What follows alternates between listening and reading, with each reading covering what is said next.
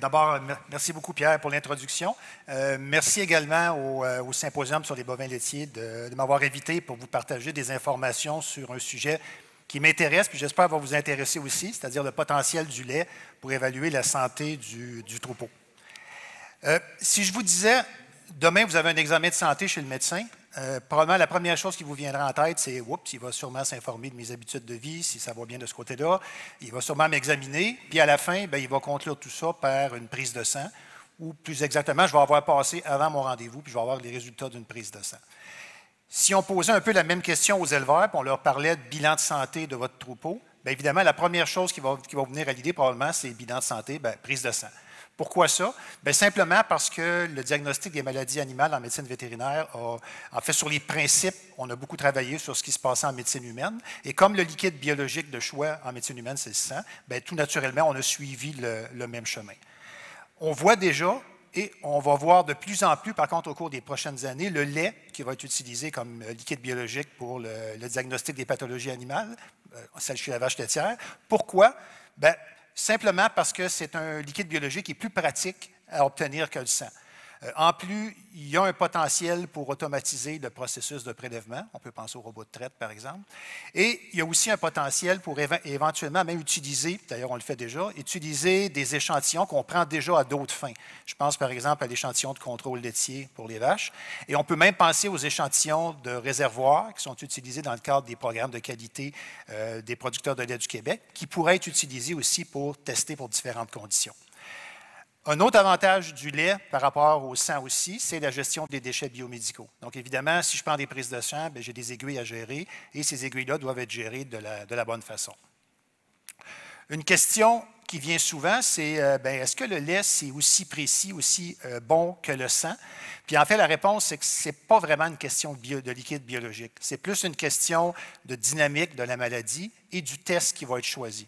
Donc, ce qu'il faut retenir, c'est avant d'utiliser un test, je vais m'assurer que l'approche diagnostique a été validée, puis je connais la précision de cette approche-là, peu importe si on l'utilise sur le sang ou sur le lait. Si on demandait aux producteurs laitiers de nous donner le portrait de ce qui est pour eux un test diagnostique idéal, probablement que c'est les réponses qu'ils nous donneraient. Ils nous diraient en fait, je veux une procédure de prélèvement des échantillons qui est simple. Je veux qu'elle soit sécuritaire pour les animaux, je veux qu'elle soit sécuritaire pour la personne qui prend les échantillons. Puis, by the way, si ça peut se prendre tout seul, c'est encore mieux, c'est moins d'ouvrage pour moi. Évidemment, on recherche un test qui a une grande précision et on veut aussi un résultat de test qui va être disponible le plus rapidement possible. On nous dirait probablement aussi, si tu as un test que je peux faire à la ferme et que j'ai le résultat qui est disponible rapidement, ça me plaît, à la condition que la technique est facile à faire. Si tu me mets entre les mains quelque chose qui est très compliqué, ça ne m'intéresse pas. Mais plus j'ai le résultat rapidement, plus ça m'intéresse. Et quand je reçois le résultat, il faut que ça soit facile à interpréter. J'ai une réponse, je sais quoi faire avec ça, puis je peux travailler à ce moment-là. Et le tout, évidemment, à un prix qui va être le moins cher possible, à un coût de test le plus abordable possible. C'est important, ces points-là, pour ceux qui mettent des tests sur le marché, pour les gens qui réfléchissent à des approches diagnostiques, par exemple, au niveau du Québec, parce que plus on se rapproche de ça, plus on a des chances que les producteurs soient intéressés à utiliser ces tests-là puis adoptent ces approches-là. OK, on a parlé de précision d'un test diagnostique. Comment on fait pour évaluer la précision d'un test? On va supposer, par exemple, qu'il y a un nouveau test qui est disponible sur le marché et, en fait, on veut connaître sa précision. La façon qu'on travaille, c'est qu'on travaille avec des vaches dont on connaît déjà le statut pour la maladie. Par exemple, on a utilisé un test connu, on a diagnostiqué les vaches, et là, on a des vaches qu'on sait s'ils sont saines ou ils sont malades. Fait qu'on va les évaluer. On va prendre le nouveau test, on va soumettre le test à des vaches qui sont malades et on va regarder la capacité du test à identifier correctement les vaches qui sont atteintes par la maladie. C'est ce qu'on appelle la sensibilité. Fait que si on entend qu'un test a une sensibilité de 99 %, ça veut dire que ce test-là est capable d'identifier correctement 99 % des vaches qui sont réellement malades ou porteuses de la maladie. Donc, le corollaire, c'est que dans 1 % des cas, il n'a pas pu identifier ces animaux-là. Le deuxième paramètre qu'on va regarder, c'est bien beau d'être capable d'identifier les vaches malades, mais il faut aussi être capable d'identifier adéquatement les vaches qui sont saines. Donc, la spécificité, c'est la capacité d'un test à identifier correctement, comme étant négative, les vaches qui sont atteintes par la maladie. Donc, sensibilité, spécificité, c'est une caractéristique du test, c'est une caractéristique de la précision du test, c'est intrinsèque au test et ça va beaucoup servir aux scientifiques pour comparer les tests un avec l'autre. Ce test-là, par exemple, est plus sensible que l'autre test, c'est moins spécifique que l'autre test, donc ça va être très important. Honnêtement, si j'étais producteur, ce n'est pas vraiment ça qui m'intéresse. Ce qui m'intéresse plutôt, c'est de dire j'ai un choix de test, je dois choisir un test, et je veux savoir, pour cette maladie-là, à la ferme, dans mes conditions à moi, quel est le test qui va le mieux performer. Donc, la performance d'un test chez moi peut varier, même peut varier par rapport à mon voisin. Comment on va déterminer ça? En fait, vous allez voir, je vais dire souvent ça pendant la présentation. Quand on parle de tests de santé, puis quand on parle de plein d'affaires dans la vie aussi, c'est toujours mieux de réfléchir un petit peu puis d'agir après ça. Donc, la première chose qu'il faut faire, j'ai envie de tester pour une maladie donnée, bien, je vais m'informer évidemment, je pense que je vais en parler à mon vétérinaire, je vais regarder avec lui la précision du test, il la connaît, puis s'il ne la connaît pas, il va s'informer, il va la trouver. On va aussi tenir compte de la dynamique de la condition pathologique dans mon troupeau. Et important aussi de la prévalence de la maladie dans mon troupeau. C'est quoi la prévalence? C'est le niveau de contamination, le pourcentage de vaches qui sont atteintes par la maladie. Tous ces facteurs-là vont affecter la performance d'un test dans mon troupeau. OK. Puis on l'exprime comment? On l'exprime en valeur prédictive. Donc, c'est quoi? La valeur prédictive positive d'un test, c'est dans mon élevage, quand je fais un test, puis ça dit que c'est positif, jusqu'à quoi je peux m'y fier. Donc, si c'est 99 bien, c'est dans mes conditions à moi. Quand je fais un test et que le test dit que c'est positif, j'ai 99 des chances que ce soit positif. Et, valeur prédictive négative, si la valeur prédictive négative est de 99 quand le test dit négatif, j'ai 99 des chances que ce soit vrai. OK, ça, c'est un peu théorique. On va aller voir avec un exemple à quoi ça pourrait ressembler. Puis, je vous propose deux scénarios. D'abord, on va se concentrer sur un test probablement que les gens connaissent assez bien. C'est un test pour la leucose bovine. Ce test-là est disponible sur le sang, sur le lait. Puis généralement, la plupart des tests sont très, très précis. Donc, on va dire, par exemple, pour nos besoins, sensibilité et spécificité à peu près de l'ordre de 99 On va utiliser dans un premier temps ce test-là dans une situation suivante. J'ai un troupeau, très haute valeur génétique. Le réservoir de lait a été testé et le producteur sait que la prévalence dans son troupeau est à peu près de l'ordre de 0 à 5 très faible. Donc, il y a très, très peu de vaches qui sont positives à la leucose. Puis son objectif, c'est de tester, identifier les vaches positives, puis éliminer ces vaches-là graduellement. Lorsqu'on fait le calcul des valeurs prédictives, donc on a un test qui présente ces caractéristiques-là, sensibilité, spécificité, c'est fixe, mais dans un troupeau comme ça, la valeur prédictive positive du test va être de l'ordre de 84-85 donc 15 d'erreur, et la valeur prédictive négative du test va être de virtuellement 100 99,999. Donc, une recommandation pratique dans un cadre comme ça, ça pourrait être de dire, écoute, il y a une décision importante qui est associée au fait qu'on va réformer la vache. On voit qu'on va, suite à un test positif, on voit que la valeur prédictive, il y a quand même une petite marge d'erreur. Lorsqu'on va tester une vache positive dans ton troupeau, et ça n'arrivera pas souvent, parce que la plupart des vaches sont négatives, on va refaire un deuxième test, juste pour confirmer le premier. Et lorsqu'on va avoir deux tests positifs, compte tenu de la valeur des vaches, c'est correct, elle pourra s'en aller à ce moment-là. Donc ça, c'est notre premier troupeau. Regardez bien, un autre troupeau dans une situation différente, avec le même test, les mêmes caractéristiques de test. On a un troupeau commercial, lui est beaucoup plus contaminé. À peu près 50 des vaches sont positives à la leucose. Son objectif, ce n'est pas nécessairement de réformer, mais c'est plutôt de connaître le statut des vaches, faire attention au colostrum. Éventuellement, ça va être un critère peut-être pour la réforme des animaux.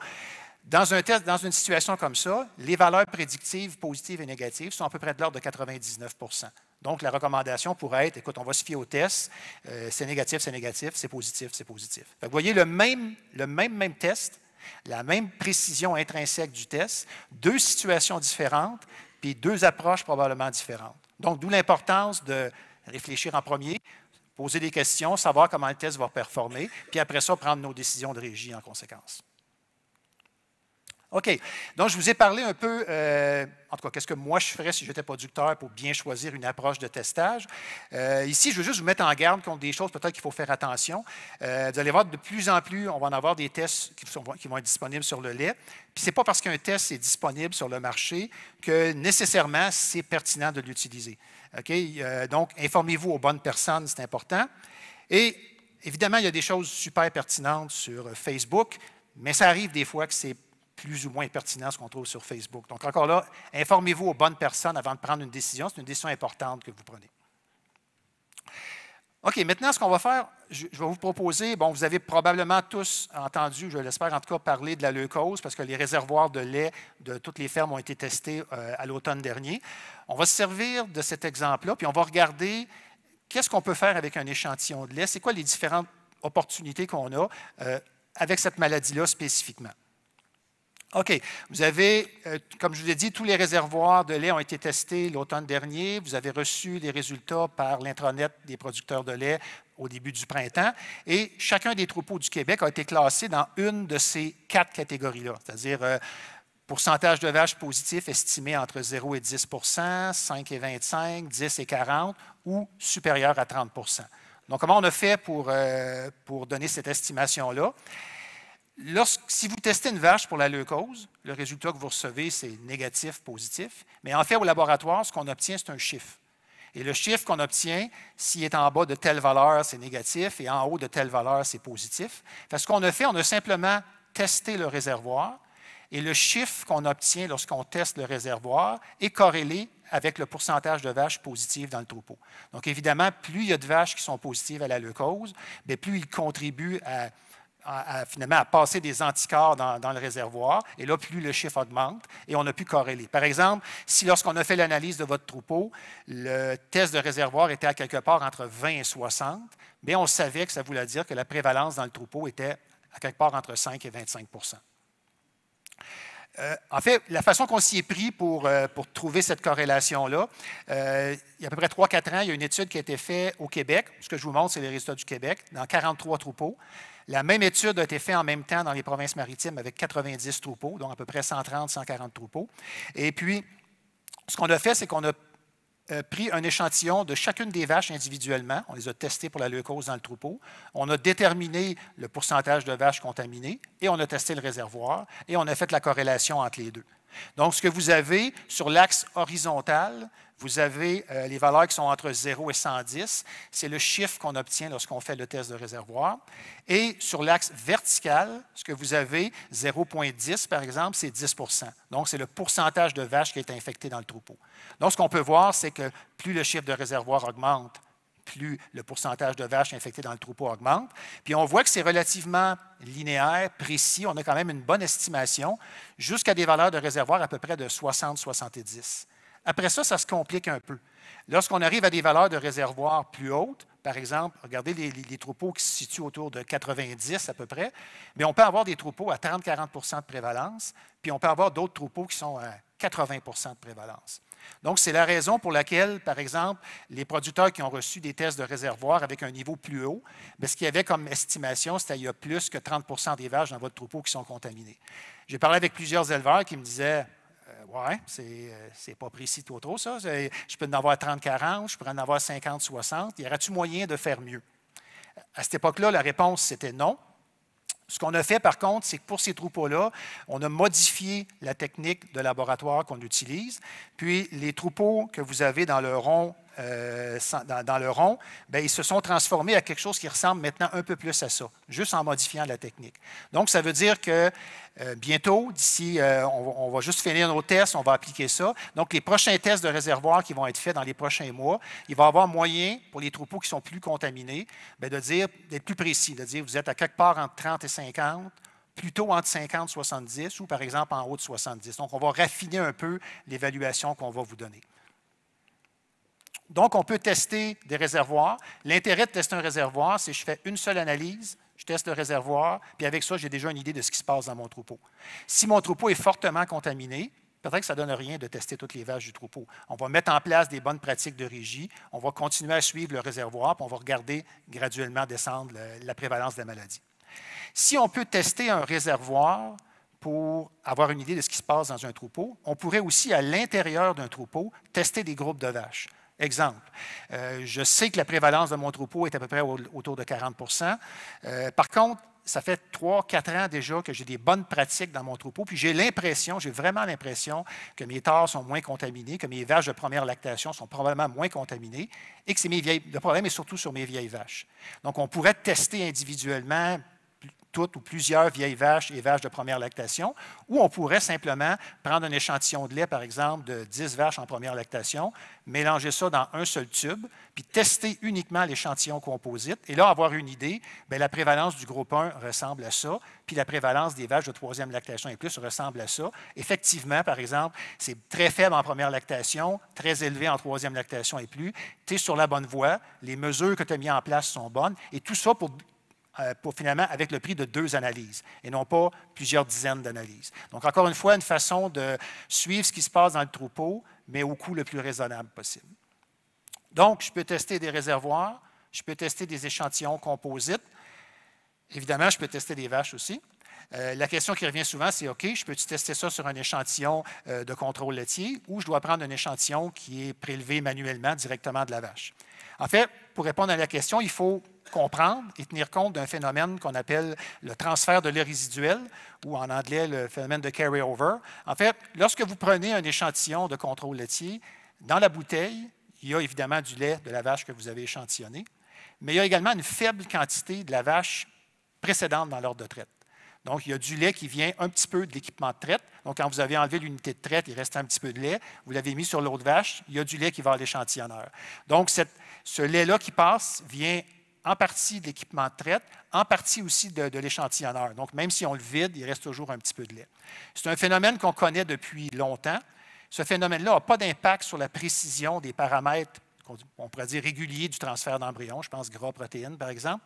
Mais lorsqu'on arrive avec des tests de santé, comme par exemple le test de glucose, où les techniques sont ultra-sensibles, là, il peut y avoir un impact.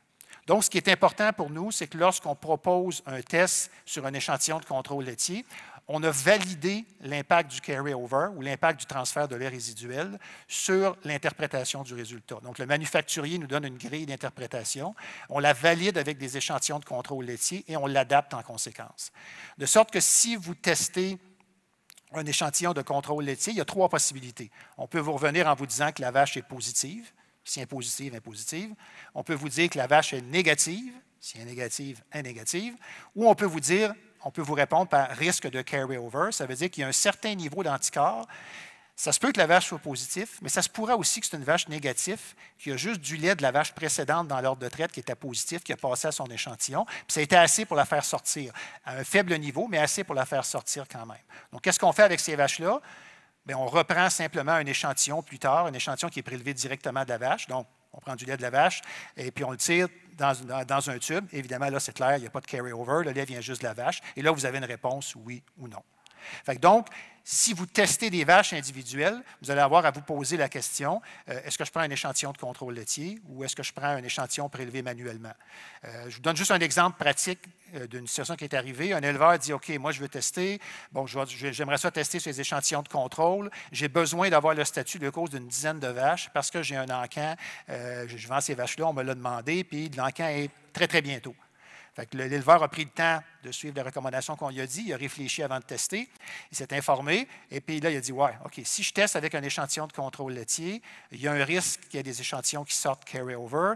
Carry-over, il faut que je reprenne un échantillon, je retourne ça. Puis là, le délai va être trop serré pour ma vente. Donc, je prélève les échantillons directement du quartier. Ça va être oui, ça va être non, ça va être élevé. Okay? Fait que c'est l'exemple de situation, il y en a d'autres aussi, mais c'est l'exemple d'une situation facile où on peut juste réfléchir puis choisir le type d'échantillon qu'on va utiliser. Il y a une situation particulière qui est celle des systèmes de traite robotisés.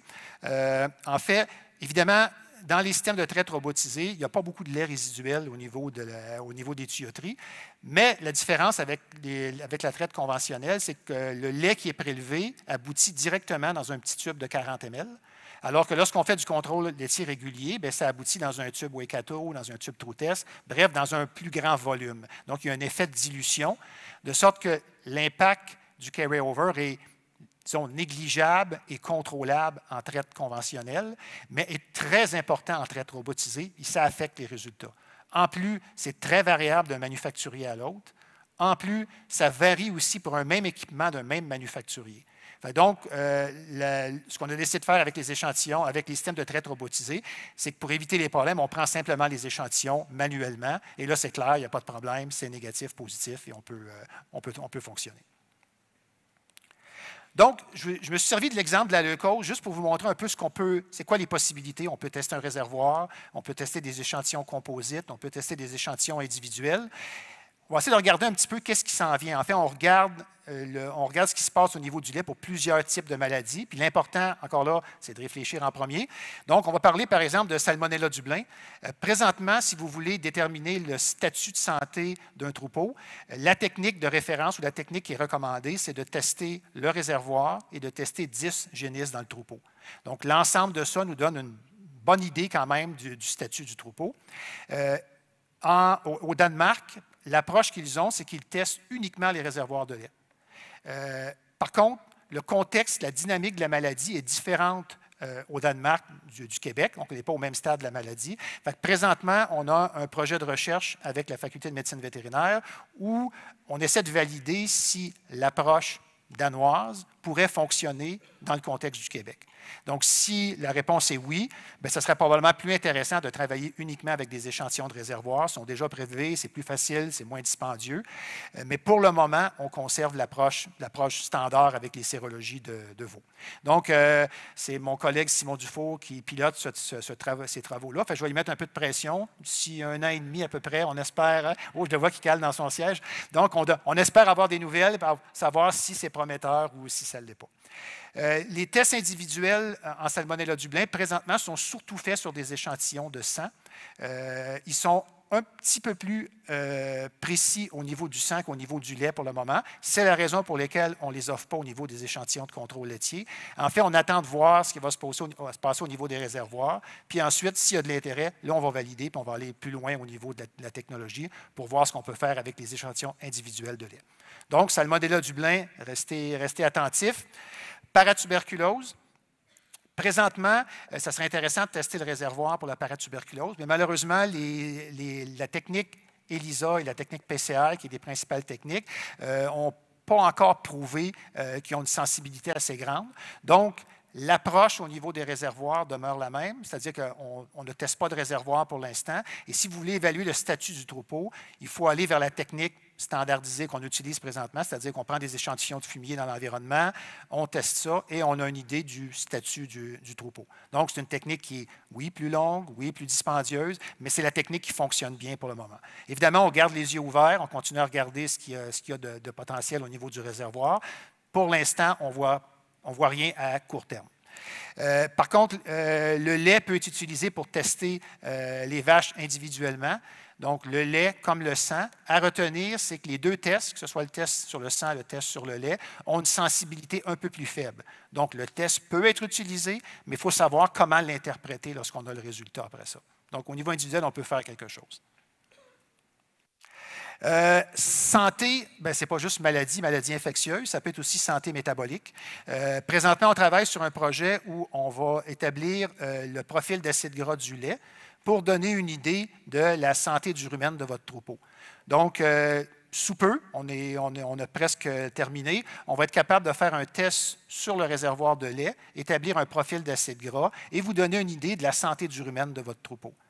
Éventuellement, lorsqu'on va avoir fait cette première étape-là, on va regarder si on ne peut pas appliquer ça au niveau des vaches, puis éventuellement, à l'intérieur d'un troupeau, être capable de regarder des groupes de vaches, par exemple, vaches en début de lactation, vaches plus avancées en lactation, et avec un profil d'acide gras, comparer la santé du rumen de ces groupes de vaches-là. Donc, encore là, pour les tests de réservoir, c'est du court terme, ça s'en vient bientôt. Pour les tests de vaches, peut-être plus du moyen terme, mais c'est encore des choses où des exemples où le lait pourrait être utilisé pour vous aider. En conclusion, en fait, les messages que j'aimerais que vous reteniez, c'est comme je parlais tantôt, réfléchir et agir après. Donc, c'est vraiment important d'évaluer la performance attendue d'un test dans votre contexte avant de décider de tester. Puis rappelez-vous aussi, comme j'ai présenté tantôt, il y avait 2 troupeaux avec un même test de leucose, qui avaient des performances différentes. Donc, une approche de testage dans un troupeau donné peut être très intéressante, mais n'est peut-être pas celle qui est optimale pour votre troupeau. Donc, prenez le temps de regarder avec votre médecin vétérinaire. Comme j'ai dit tantôt, il connaît la précision du test. S'il ne la connaît pas, il va aller la chercher. Il connaît vos objectifs d'élevage, il connaît la situation de votre troupeau. Et ensemble, vous allez être capable de choisir l'option de testage qui est vraiment celle qui va le mieux fitter pour vous. Et en terminant, des résultats précis, ça implique évidemment un travail de qualité au niveau du laboratoire. Ça implique également, de votre part, une identification adéquate des échantillons et le respect de la technique de prélèvement. Donc, une bonne job de votre côté, une bonne job de notre côté ou du côté des laboratoires en général, et ça va vous donner des résultats à la hauteur de ceux que vous attendez. Bien, sur ce, merci beaucoup de votre attention. Si jamais il y a des questions et il reste du temps, bien, ça va me faire plaisir d'essayer d'y répondre.